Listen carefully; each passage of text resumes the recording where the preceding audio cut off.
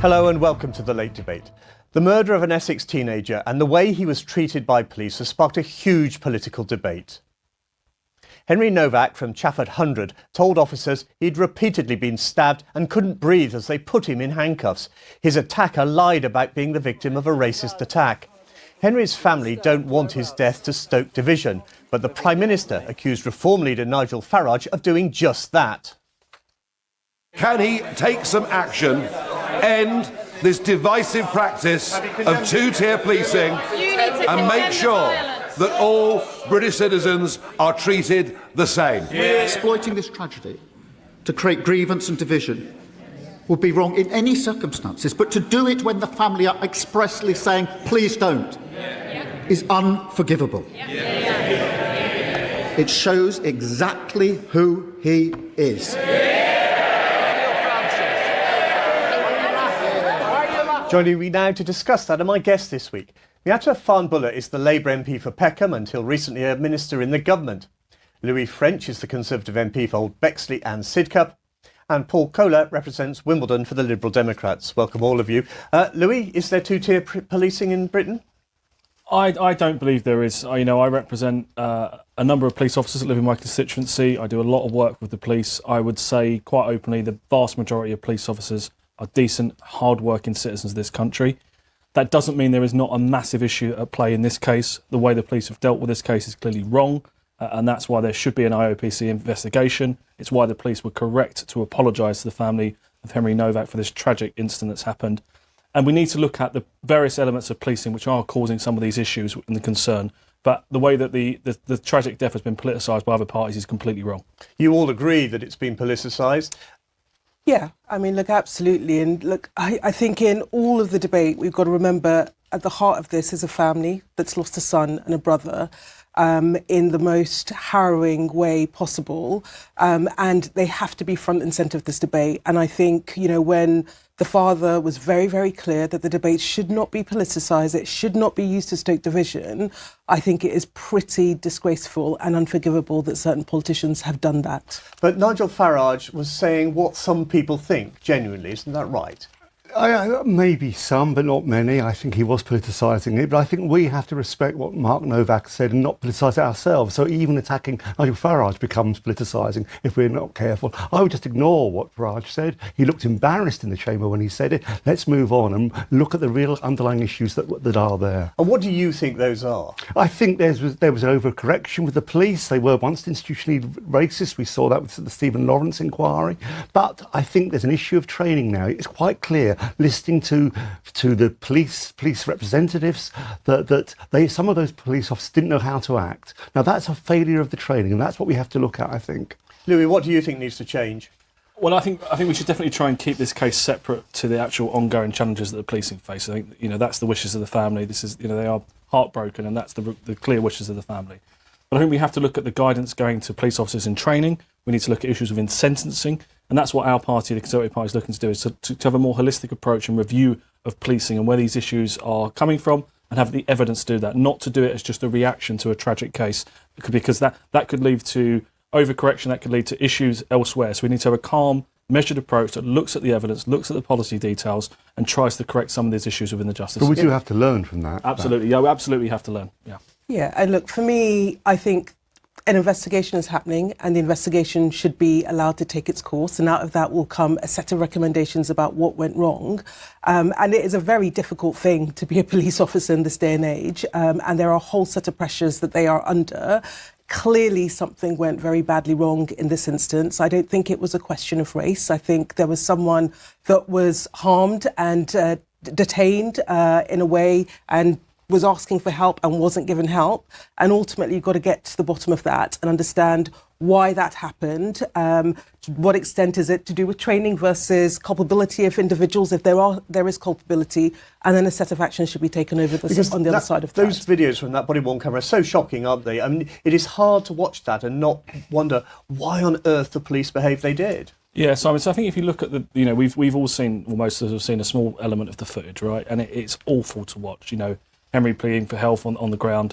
But we also have to remember that the family of the murderer, and I'm not going to say his name, lied to the police. So the police have turned up there with a different circumstance in their mind to what's happening on the ground. And that's why it's absolutely right that the murderer has been sent to prison for life, and the family, as I understand it, are being prosecuted as well. That is the right thing to do, because they've lied to the police. When that young boy could have been getting help, they were lying to the police about what his actions were, and it's sadly, it looks like it's cost his life. One of the problems might be that the independent investigation by the IOPC could take 3 months or more. Is that going to be concerning? I think that they've got to take their time to work this out. The rushing to judgment would not be a sensible idea. I don't think 3 months is too long to actually get this right. And what I'd say is, if you listen to that video, it's a terrible thing. You hear his rights Henry's rights being read to him as the last thing he heard. But there was a woman police officer saying, no, we must check. There was good things happening there as well, but she was ignored by the others, it seemed. We talked about overcorrection. Louie talked about overcorrection. Are you worried about that?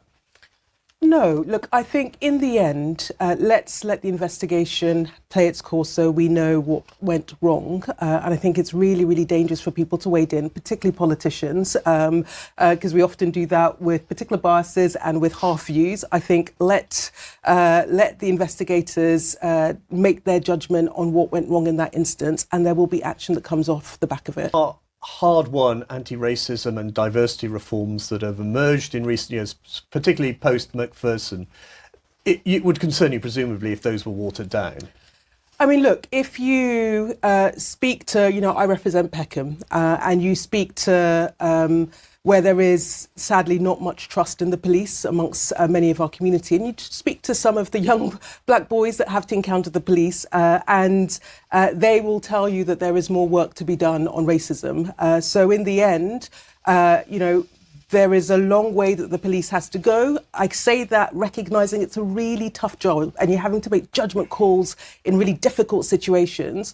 But there is more that we must do to ensure that, and I can only speak for the Met, that the institutional racism that we have had emerge time and time again is dealt with. And that's something that the Met is committed to doing, and I think they need to continue that process. We heard Mark Nowak, Henry's father, on the steps of the court there saying that knife crime was the issue that he wants addressed and it should be treated as a national emergency. Do you think that's right? Well, of course it is. He's absolutely right. And it said so much about the man. He stood there and said that when his heart must have been utterly broken, what he'd seen happen to his son. And he put the community forward and said, look, let's fight for better things. Let's address knife crime. It's an amazing moment. Is it a national emergency in your view, Louie? I think that the data speaks for itself. I think we have got, major issues of knife crime. Obviously that was not in London, but across the country, but in particular London, we've suffered far too many innocent young lives being lost to knife crime.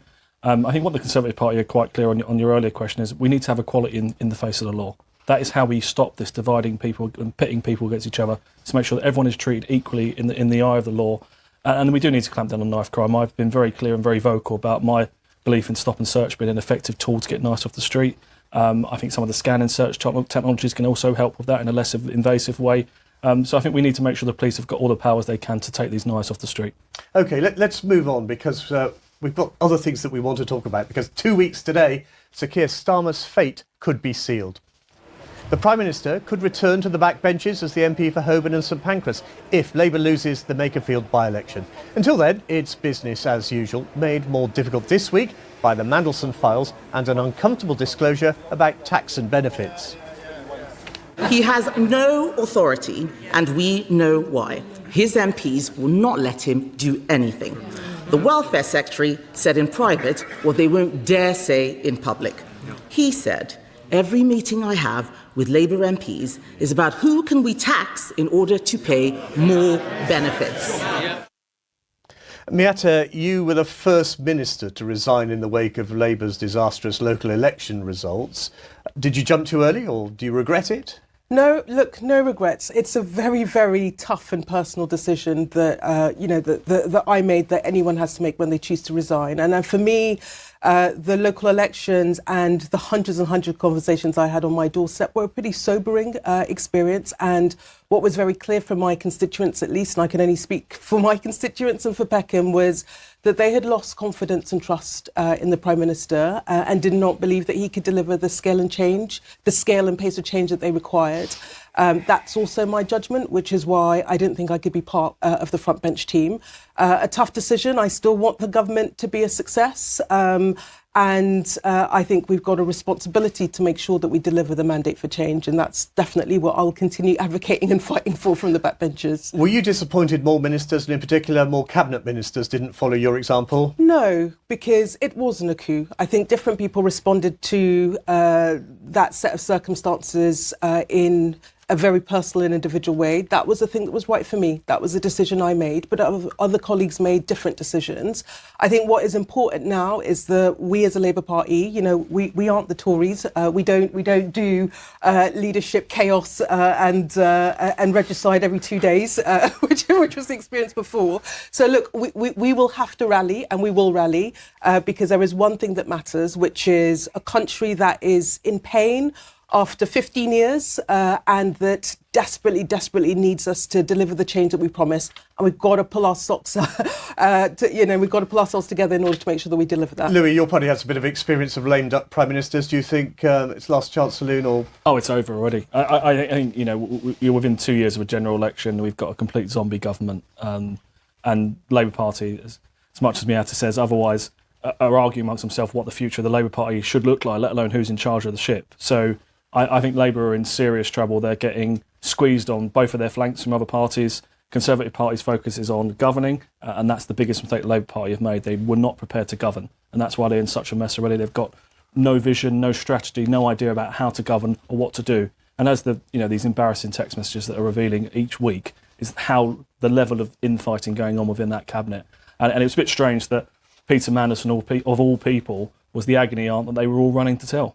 Zombie government, Paul?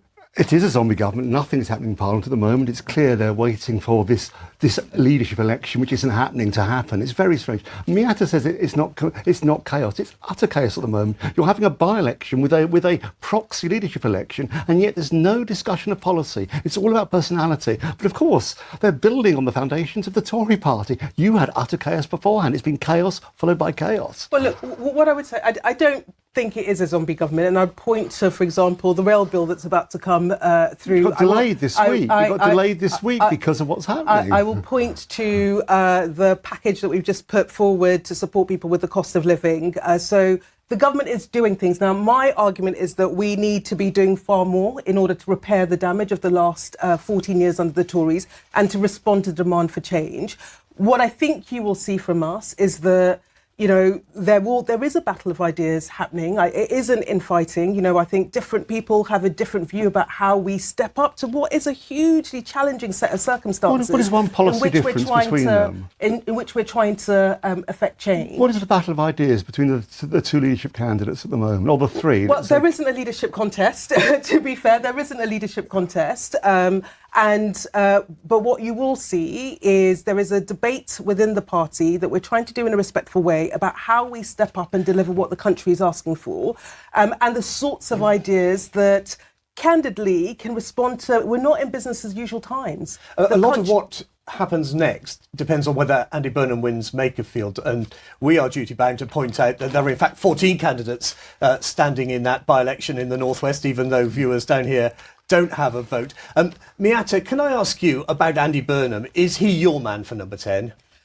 Well, look, there are two things. Andy Burnham needs to win the Makerfield by-election. That is the number one priority, and I'm 100% behind him to do that. I think he can win that seat, but more importantly, I think he's a really effective politician. I think the ability to have... That sounds like your team, Burnham. The ability to have an emotional connection with constituents, which is something we've seen that he's achieved as the Mayor for Greater Manchester. But more than that, in Manchester, he's shown a model of how you deliver change in difficult circumstances, the fastest growing city region.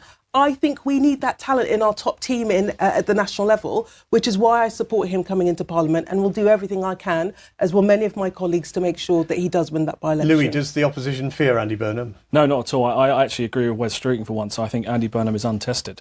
And one of the comments that Wes Streeting was saying yesterday is that there needs to be a leadership contest. Of course, he's going to say that, but it was to scrutinise the ideas. I think this is.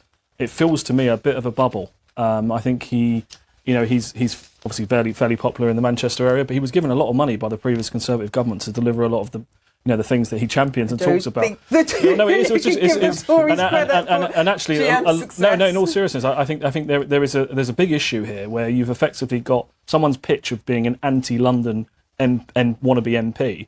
And, even Sadiq Khan said himself, the Labour Party have taken London for granted. And I think if you have this shift towards trying to shore up their northern vote from reform, because effectively that's what it's about, then actually what happens to London? London gets further left behind. And that will be a concern for my constituents that are all saying, well, what about London? What's happening for London's policies? Can I just come back to, as a London MP, so I don't think it is the North against London. I think his rhetoric is. I think the argument that he is making is that we've had an economic model for 40 years that candidly has left an economy that doesn't work for ordinary people. And that is as true in Greater Manchester as it is in Peckham. And ultimately, we've got to turn that around. And that is about delivering the essentials for people, but also that's making sure that when the economy does grow, and there's a huge amount that we need to do to get it to grow, it benefits people but it's not about in the working class London. and the middle class. London and the South East are net contributors to the economy. Every other region takes money from it. To attack London and the South East is not the way forward. I and don't all his believe there's been rhetoric attack. is that it's anti-London. So constantly. it's anti-Westminster, and that is different. And candidly, if you go to parts of Peckham, they are as anti-Westminster as people in Makerfield or Greater Manchester are. Because fundamentally, politics in Westminster needs to change. Can we pause on the Labour leadership for a moment? Because there's one other topic I'd like to talk about, and that's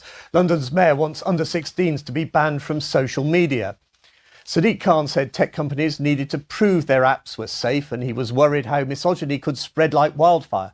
Research also shows boys in London are adopting negative attitudes they found online. We know the government's consulting on what to do with restrictions for those under 16. We know in Australia there is a ban for those under 16. It can't be beyond the wit of us to make sure that until social media is safe, young people shouldn't be on there. Paul, as a Liberal Democrat, I assume bans aren't in your DNA. We believe in film classification. We absolutely believe that we should ban youngsters seeing pornography online, being manipulated by algorithms. Of course we do. That's responsible. But a blanket ban? Not a blanket ban. We would go for film classification system all the way up to 18. We would classify. We require classification. But in the absence of that, we would support a ban up to 16. Your party has been championing this. Do you worry that actually it's not enforceable? No, I believe it is enforceable. And, similar to Paul, my natural position is not to want the state to ban things from people being able to use. But it's very clear. The evidence is very clear here, right? The young people are struggling. They're accessing content and materials that they shouldn't be able to. You've got issues with cyberbullying, particularly in schools. And I think the evidence base is so clear now that this is beyond a parental issue. And, some of the arguments previously were this should be for parents to decide. Well, I think the issue for society is now much broader than that. And that's why my party have forced a U-turn out of the government on this particular issue. We believe the government doesn't need to consult. The evidence is there. Let's just get on with it. Let's protect children and let children be children. As constituency MPs, how much does this occupy your in tray? So it's definitely coming up, particularly schools are worried about it and parents. I come at the issue as a parent first, actually. I've got an 11-year-old and I am braced for the battles around smartphones and social media. And so actually I do want the government to grip this more. I do think that we're going to look back at this period and this generation of young people that have been exposed to all sorts on social media and think, what on earth were we all doing? So you've got to get it right because part of the question will be enforcement. But I think that we need something that is far more holistic so that it candidly makes the life of parents much easier, but also we are protecting young people because the stuff that they have access to at the moment is just unforgivable. Wouldn't your suggestion of a film classification be quite complicated? Well, it works with films. You would have a default position, which is the classification is 18, and the sites could apply to have a lower classification. But if that's regarded as too complicated, we will go for the ban up to 16. We think the film classification system is far subtler and means that children get the benefit of the internet. Of course, there is a benefit there, and we've got to equip them with the tools to actually use it when they get to 16. So we think film classification is a far more nuanced and sensible approach. But let's see. Louie said no consultation needed, get on with it. Is the government dithering? No, because I don't think it's as simple as just banning it. And again, I come at it as a parent and just how you enforce it. And for some parents, we're really clear. Our kids aren't going to have, they're going to have the old school brick phones. They're not going to, we're going to try to sort of police that. But that's not consistent across all households. And what are you going to do in every single household? So I think there is a consultation that's required in order to get this right. And candidly, if you speak to young people, they've got a very different view about what should or shouldn't be banned. And I think their views have to be taken into this as well. The piece for the government is getting that balance right between protecting our young people, making it a level playing field across all households, irrespective of how strict the parents are or not, and getting to something that can actually be deliverable and enforceable, because that's what really matters. It's going to be hard to take something away from young people that they've already tasted, isn't it? It is, and I think the point that Miatta was making, we have an issue here where some parents are trying to protect their children from being exposed to this, while the rest of their classmates are online, they're talking at night, sometimes sadly talking and cyberbullying is going on. So I think there is an inconsistency, but that's why I said I think this is beyond an individual parent choice now, which would be my normal disposition. But this is the number one issue in my mailbox this year, coming in from parents, is this particular issue. They are worried, they're seeing the implications, they're seeing the violence being put online, and their children are being exposed to things far too young they should be exposed to. So I think, parents want it to happen. They're fed up with the government, to be quite honest, as you can probably imagine. Their taxes are going up, they feel like things are getting worse, the cost of living is getting worse, and they feel their children are not being protected. To you, Paul, this is a big issue? A huge issue. It's been the biggest thing in my mailbox is exactly this, and we have to address it. And if we're seen to consult too long, we'll look like we're just relaxing and not taking it seriously. We have to take it seriously. OK, well, that's about all we've got time for. Hope you enjoyed seeing the Mayor's new look there with his post-Hajj haircut, which she's very proud of, but says he's going to grow back. Thank you to my guests tonight, to Miatta Fahnbulleh, to Louie French and Paul Kohler. We're back next month.